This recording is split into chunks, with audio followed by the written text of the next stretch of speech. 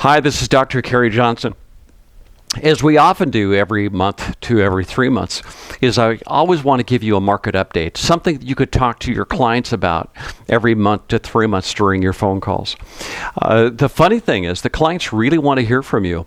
In fact, research has shown that they care more about the relationship with you than they do about the fees or the pricing they pay. According to Forrester research, clients want three things from you. Number one, what the heck am I buying? Number two, is my advisor in control all the time and they're watching out for me? And number three, is there frequency in that relationship? Do I hear from them? Now, the biggest reason why we do this is really to get referrals.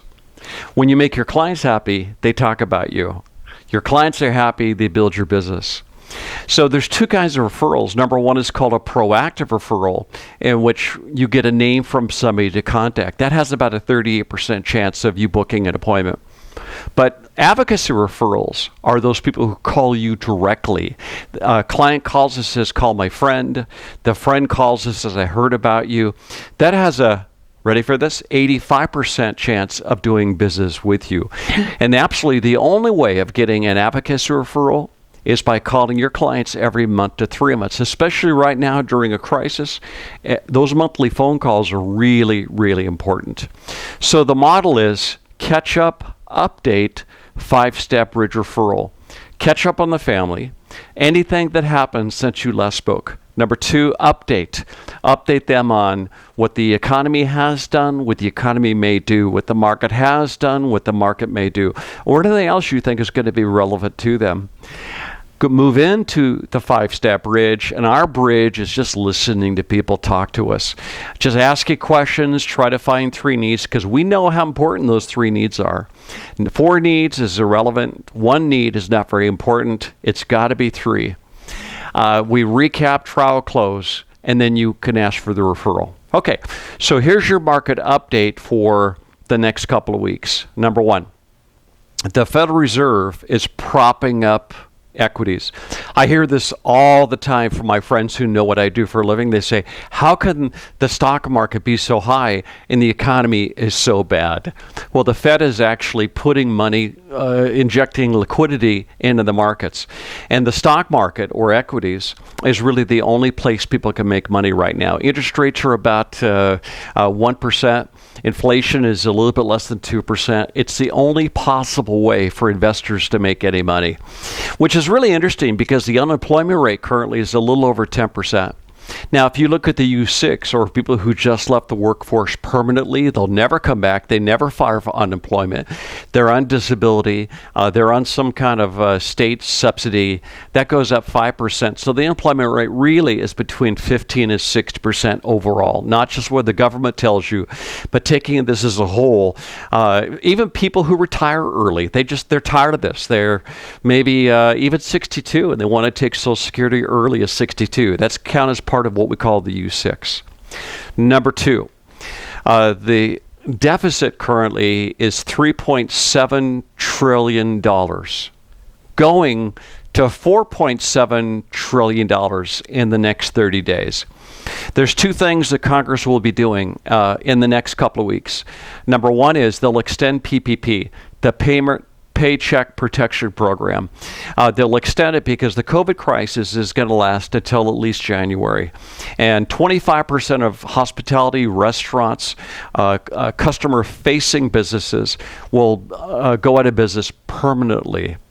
The only way for the rest to survive is get a re-injection of the PPP. Now, what's going to happen is this called a bonus aspect of the CARES Act, or the unemployment. They made about 25% more money than they made normally, and that will probably be fixed within the legislation. So the CARES Act and the PPP will probably inject more liquidity into the system, but it's just one more thing that the Fed is going to do. Now, there's only 2 ways the Fed actually makes money. Number one, they can print money, or they can sell bonds, debts to other countries. If they print money, it's highly inflationary. If they sell it to China, for example, who knows how that relationship is going currently? All the country has to do is say, we're not going to buy your debt. and all of a sudden the Fed doesn't have a whole lot of tools other than just buying more assets on their balance sheet. So that's how the Fed works. Number 3. The vaccine was just announced recently that it's in phase 3 trials. So one company, AstraZeneca, by the way, I'm not sure you knew this, but 120 companies are now trying to develop vaccine. That's a $2 billion business for them if they could just develop one product. It's faster than anything else, any other biological vaccine in history. AstraZeneca, combined with Oxford University, are in phase 3 trials. Phase 1 was about 1,000 people. They look for efficacy. Will it harm the person it's given to? They're now in phase 3 trials. They just want to see if it works. Now, the really interesting thing about the AstraZeneca product is that this product is now focused on T cells.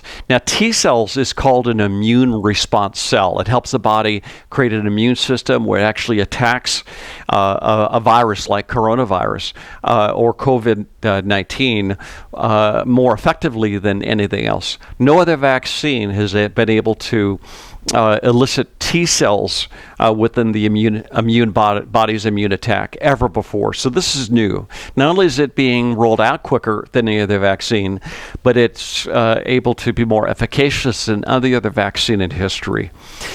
We're going to see experimental use vaccines applied in September. And we will see this being rolled out generally for the public in January at 300 million doses. Now, the reason the U.S. government popped in about $1.5 billion is they wanted to have the first 400 million doses of the vaccine for U.S. citizens, and they'll release it to the world afterwards, which is why the U.S. is so focused on this. So you have 3 talking points right now. Number 1 is the Fed is propping up equities. The reason equities are going up, even though the economy is not doing well, is because of the Fed. Number 2, we have a $4.7 trillion deficit, which is very inflationary. It'll cause the dollar to weaken. It'll cause private industry to have a very difficult time if the Fed doesn't roll this back effectively. And number 3, the vaccine will be available to the general public in January. And it'll be for experimental uses only in the fall. And I had one person say to me, the economy will recover when you could say to somebody, I'm going to go for a week vacation and I'm not going to wear a mask any place in the world. And that's when the economy, when would that happen for you? Would it be January? Maybe not. Would it be March? Yeah. June? Probably. And that's when the economy will fully recover. So you can use that as a barometer. Okay? Number 1, catch up. Number 2, update on these 3 things. And number 3 is 5-step bridge and ask for referrals on every single phone call. Have a great week.